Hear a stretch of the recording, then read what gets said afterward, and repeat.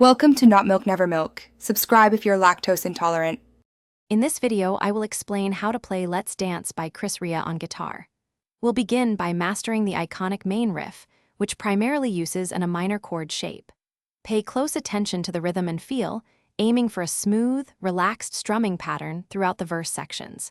This foundational approach will set you up for success, ensuring you capture the song's signature groove right from the start. Practice slowly to build muscle memory and fluidity. Moving into the verse, you'll primarily use 4 core chords: A minor, G major, F major, and E minor. The key is to transition smoothly between these shapes while maintaining a consistent, relaxed strumming pattern. Think of a gentle down-up motion, emphasizing the first beat of each measure. This creates the laid-back, driving feel of the song.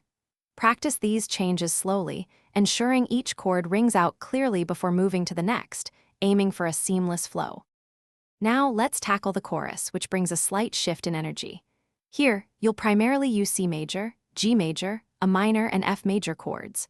While the strumming remains relaxed, you can add a touch more emphasis to your downstrokes to give the chorus a fuller, more uplifting feel. Focus on the lyrical phrasing and let your strumming complement the vocal melody. This section is where the song truly opens up, so play with confidence and a bit more drive. Finally, we'll cover the bridge and the outro. The bridge often introduces a D minor chord, adding a subtle harmonic change before returning to the main verse progression. Pay attention to the timing of this transition, ensuring it feels natural. For the outro, the song typically fades out, so gradually reduce your strumming intensity and volume.